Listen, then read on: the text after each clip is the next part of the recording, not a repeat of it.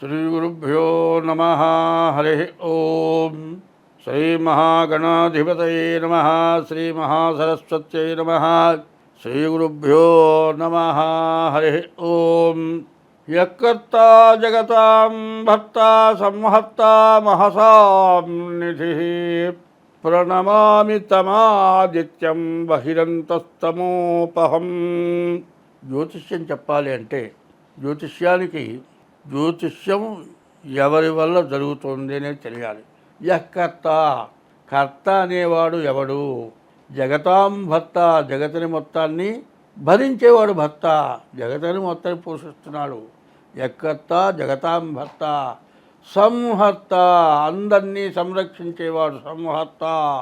మహసాం నిధి, ప్రపంచం మొత్తానికి అవసరమైనవన్నీ కూడా ఇచ్చి దాచి మనం కనుక ఒక నెలకో సంవత్సరానికో బియ్యము, పప్పు, ఉప్పు, చింతపండు అన్నిట్లా చేకూర్చిపెట్టుకుంటామో ఈ ప్రపంచమందు ఉన్నటువంటి జీవరాశులు 84 లక్షల జీవరాశులు ఉన్నాయి.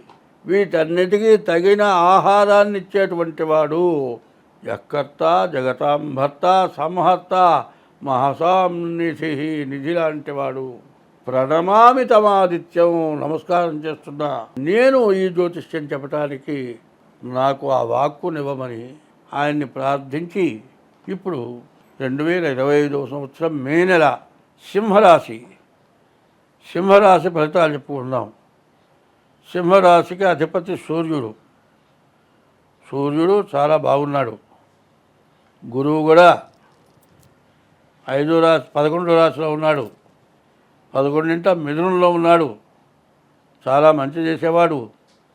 రవి చాలా బాగున్నాడు, శుక్రుడు బాగున్నాడు. కానీ ఉన్న గ్రహాల్లో 3 గ్రహాలే బాగున్నాయి, 5 గ్రహాలు బాగాలేవు. దీనివల్ల ఉద్యోగం చేసుకునే వాళ్ళకి, విదేశాలకు వెళ్ళేట వాళ్ళకి, స్త్రీ సంబంధించినటువంటి వస్తువులు అమ్మేవాళ్ళకి కానీ, ఇంటికి సంబంధించిన వస్తువులు వ్యాపారం చేసేవాళ్ళకి కానీ వాళ్ళ వరకు బాగానే ఉంది. విద్యరీత్యా విదేశాలకు వెళ్ళే వాళ్ళకి కానీ, ఉద్యోగంలో ప్రమోషన్కి పోయేటువంటి వాళ్ళకి కానీ అన్ని విధాలా బాగుంది. కానీ మరి శని బాగాలేడు, మోటార్ ఫీల్డ్ వాళ్ళకి బాగాలేదు, ఆరోగ్య సమస్యలు ఉంటాయి, డాక్టర్లకు బాగాలేదు, వ్యవసాయదారులకు బాగాలేదు. తర్వాత ఇళ్ళు పొలాలు కొనుక్కోవాలి అంటే మరి కబ్జాలు, మరి డబల్ రిజిస్టర్లు ఇట్లాంటివి జరిగే రోజులు. కాబట్టి ఇల్లు కొనుక్కోవాలంటే చాలా జాగ్రత్తగా ఆ అమ్మేవాళ్ళ ఆస్తి వాళ్ళది కరెక్ట్ అయిందా కాదా పూర్తి వివరణ తెలుసుకొని కానీ మరి లింక్ డాక్యుమెంట్స్ సహా చూసుకొని సరైన లాయర్ చూపించుకొని కొనుక్కోవటం మంచిది. ఈ టైంలో ఏదైనా తెలిసి తెలియక కొంటే మీ డబ్బులు మొత్తం పోతాయి, మీ ఆస్తి మీది కాకుండా పోతుంది, మీ డబ్బులు మొత్తం పోగొట్టుకున్న వాళ్ళు అవుతారు. దానివల్ల మీరు చాలా ఇబ్బందులు పడతారు. కాబట్టి ఈ రాశి వాళ్ళు జన్మలగ్న రీత్యా చూడటం చాలా అవసరం. ఈ రాశి వాళ్ళకి కుజుడు బాగాలేడు, యాక్సిడెంట్ అవ్వటానికి బాగా అవకాశం కనబడుతోంది. ఏదైనా వ్యాధులు వస్తే వెంటనే ట్రీట్మెంట్ చేయించుకోవడం చాలా అవసరం. ఈ రాశి వాళ్ళు ముందు జన్మలగ్న రీత్యా చూపించుకొని దానికి తగిన పరిహారాలు తప్పకుండా చేసుకోవడం చాలా అవసరం. ప్రతి వ్యక్తికి కూడా బాల్యంలో చదువు, యవ్వనంలో వివాహం ఎంత సంతానం, తర్వాత కుటుంబ రక్షణకి తగిన సంపాదన, వీటిల్లో ఏది లోటు వచ్చినా కూడా ఇబ్బందే. ఎవరో నీ జీవితం మొత్తం బాగుంటుందంటారు, అది ఒట్టి మాట. పుట్టిన పిల్లాళ్ళలాగా అట్లాగే పడుకొని కింద బోర్ల పడి లేకుండా కూడా జీవితం మొత్తం ఉంటాడా? కాదు. కొన్నాళ్ళు అయితే బోర్ల పడతాడు, కొన్నాళ్ళ తర్వాత కొన్నాళ్ళు పాలు తాగుతాడు, కొన్నాళ్ళు ఆహారం తింటాడు, కొన్నాళ్ళు లేచి తిరుగుతాడు. ఇవన్నీ కూడా వయస్సుని బట్టినటువంటి పరిస్థితులు ఎట్లా మారుతాయో. ఇప్పుడు 4 రకాలు ఉన్నాయి, మంచి చెడులు 4 రకాలు ఉన్నాయి. బాల్యం, యవ్వనం, కౌమారం, వార్ధక్యం 4. ఈ 4 రకాల్లో 4 రకాల బాధలు ఉంటాయి. కాబట్టి ఎప్పటికప్పుడు మంచి చెడు చూసుకోవటం చాలా అవసరం. మానవుడి జీవితానికి 9 గ్రహాలు ఎట్లా ఉన్నాయో 9 ధాన్యాలు ఉన్నాయి, నవధాన్యాలు. అలాగే శరీరంలో 9 రంధ్రాలు ఉన్నాయి. చెవులు 2, కళ్ళు 2, ముక్కులు 2, 6, నోరు 1, 7. 8వది వచ్చేప్పటికల్లా 1, 2, 2.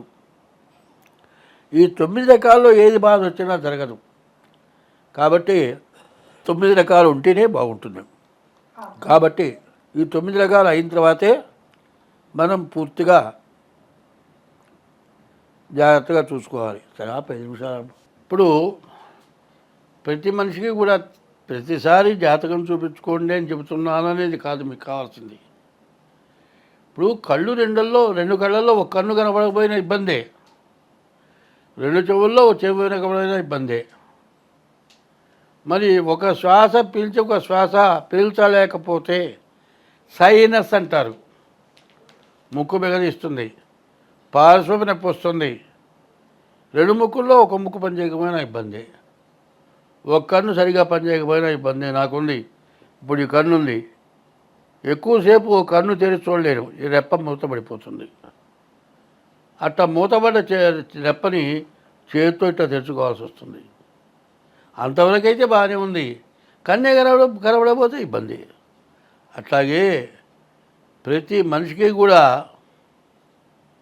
9 రకాల సమస్యలు ఎప్పుడూ ఉంటూనే ఉంటాయి. వాటి నుంచి బయటపడాలంటే ఎప్పటికప్పుడు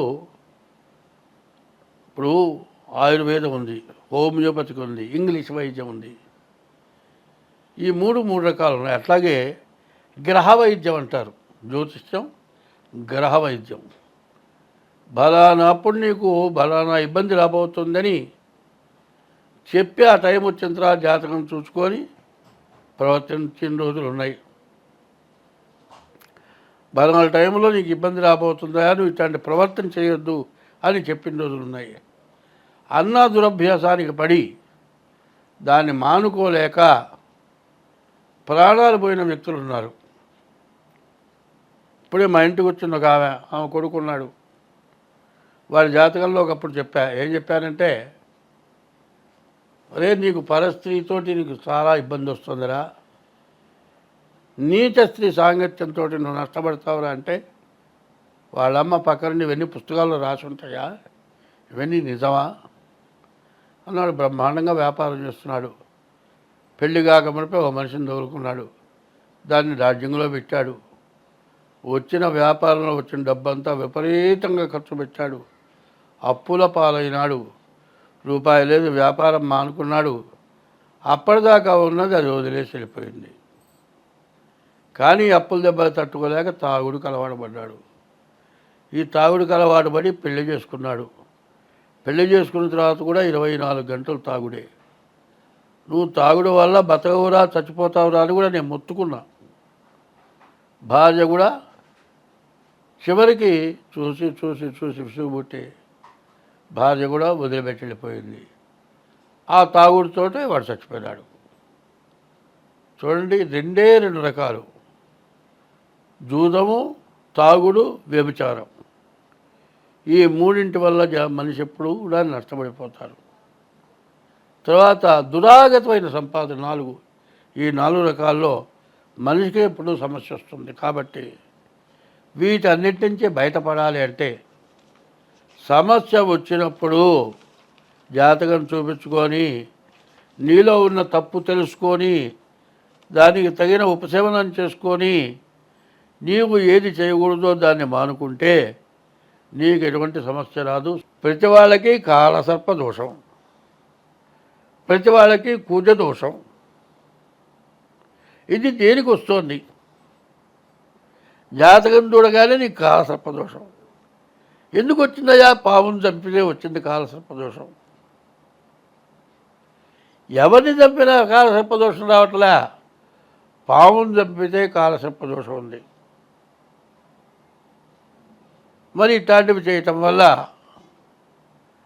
పావుని చంపితే 7 జన్మాలు, 7 14 జన్మాలు కాలసర్పదోషం వస్తుంది.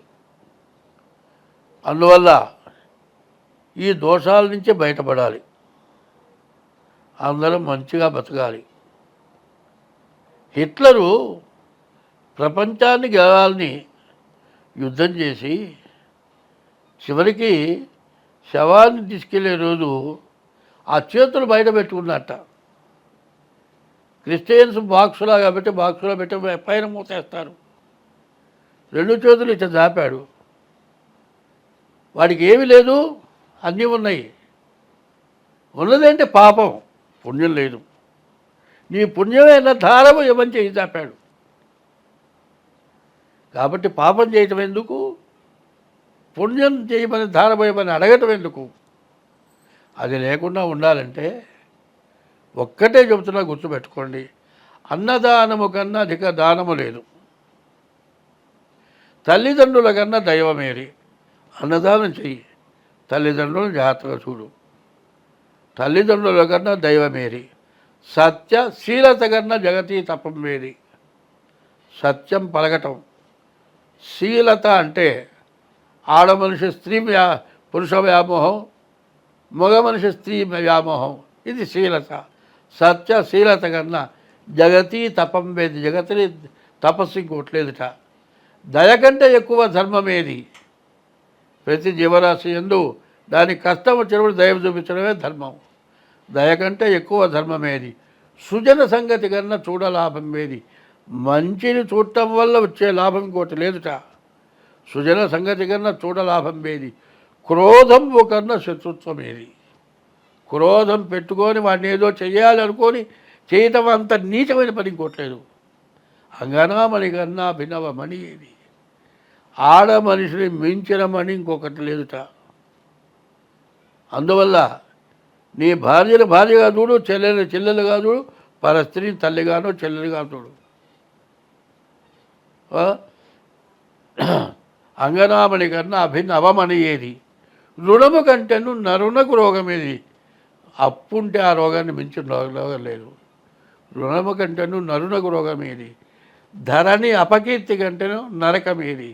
వీడు దుర్మార్గుడు అనేటువంటి పేరు కంటే నరకం ఇంకోట్లేదు. ధరణి అపకీర్తి కంటేను నరకం ఏది. సర్వదా కీర్తి కంటేను స్వర్గం ఏది. నీకు కీర్తి, నువ్వు మంచి పని చేస్తే కనబడ అయ్యా నమస్కారం అంటాడు. దానంతా స్వర్గం ఇంకోట్లేదుట. ఇది ప్రవర్తన ప్రతివాడికి కావాలి. జ్యోతిష్యం కానీ, దేవతా పూజలు కానీ, వీటన్నిటికంటే తల్లి, తండ్రి, గురువు, దైవం ఇవి సక్రమంగా ఉంటే భార్యకి భర్త దైవం, భర్తకి భార్య దైవం. ఈ రకమైన ప్రవర్తన ఎవరికైతే ఉంటుందో వాళ్ళకి ఎప్పుడు ఎటువంటి కష్టము రాదు, నష్టము రాదు. నాబోటి వాడు చెప్పాల్సిన పని లేదు. స్వస్తి.